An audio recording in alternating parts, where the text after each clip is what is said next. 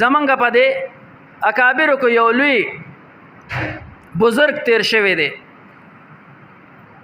یو لوی عالم تیر شوی دی، محمد ابن سلیمان جزولی رحمه الله، ډیر ناشنا عالم تیر شوی دی. هغه یو کتاب لیکلی دی دلائل الخیرات. اوس دا دلائل الخیرات یې څنګه لیکلی دی، د دې پس منظر څنګه دی، دا کتاب یې وی څنګه ولیکو. نو دغه محمد ابن سلیمان جزولی رحمه الله وی دی یو وارې لاړو او چرته په چکر باندې د مونځ ټیم شو، یو خوا بل خوا ګوري اوبه نشته. نو په نظر باندې داسې یو کوی راغی، هغې له ورغې خو چې کوی وکتو نو ډېر لاندې دی، اوبه ډېرې لاندې دي، د بورقې انتظام نشته، سرسیم نشته، څه داسې لوښ هم نشته چې د دې نه اوبه راوچتې کړي. دی په دغه ځای کې حیران ولاړ دی، اوبه نشته، کوی شته خو اوبه ترې راوښکې نه شم، دا به څه کېږي؟ حیرانه دی. په دې کې وایي په یو دیوال باندې یو ماشوم یې سر را اوچت کو، تپوس ته کوي ماما ته څوک یې؟ دا ورته وایي محمد ابن سلیمان جزولی رحمه الله ورته وایي یاره ما خو خلک د محمد ابن سلیمان جزولی په نامه باندې پیژني. نو دا ماشوم ورته وایي ښه، وایي ته محمد ابن سلیمان جزولی؟ وایي آو زه یم. نو وایي ولې حیرانې؟ وایي اوبه مې په کار دي خو د کوی نه اوبه نشم راوښکې. ولې وایي نشي راوښکې؟ وایي برقه نشته، نور داسې ساز و سامان نشته چې اوبه پرې راوباسمه.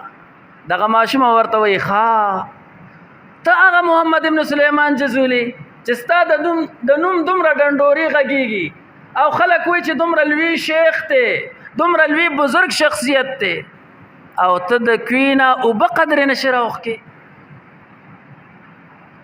محمد ابن سلیمان جزولی رحمه الله ورته داسې حیران ګوري،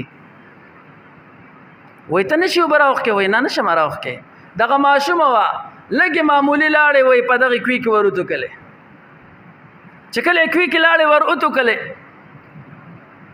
دا کوی نه اوبه را وختلې بره، او راختل څه کوي؟ وایي هغه اوبه جاري شوې.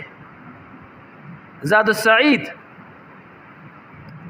کې علامه تانوی رحمه الله دا واقع راغسته ده، وایي دا اوبه روانې شولې.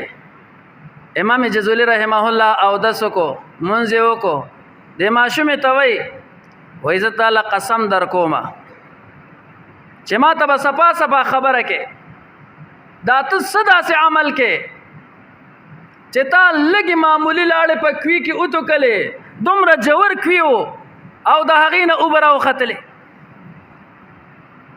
دغه ماشوم ورته وایي زه خو نور هېڅ عمل نه کوم، خو نن دا ده چې زه په خپل پاک پیغمبر آقا نامدار محمد رسول الله صلی الله علیه وسلم باندې کثرت سره درود ویما. وایي دا د دغې درودو برکت دی چې د دې دومره جوور کوي نه الله رب ذوالجلال دا اوبه را بهر کړلې.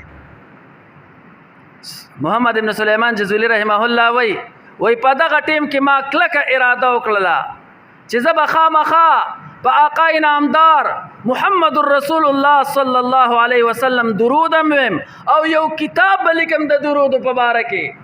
هغه کتاب چې نن لوی لوی صوفیا کرام د هغې ورد کوي، د هغې ذکر کوي، هغه کتاب په دلائل الخیرات سره یادېږي. امام جزولی رحمه الله محنت وکړو او دقه د درود کتاب دلائل الخیرات یې ولیکلو. حضراتو عرض مې دا کو چې زما د پاک پیغمبر د نوم د برکت هم اوبه راخیږي، چې زما د پاک پیغمبر نوم واغستلی شي په یو ځای باندې، په هغه باندې درود وویلی شي، هغه فضا معطر کېږي، نو اوبه به ولې نه راخیږي؟